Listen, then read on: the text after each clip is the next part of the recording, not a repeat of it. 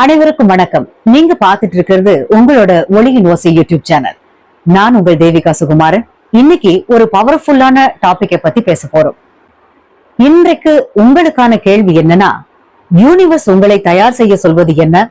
What is the universe preparing you for? உங்களுக்காக நான் எடுத்த 4 சக்தி வாய்ந்த கார்டுகள் இதோ.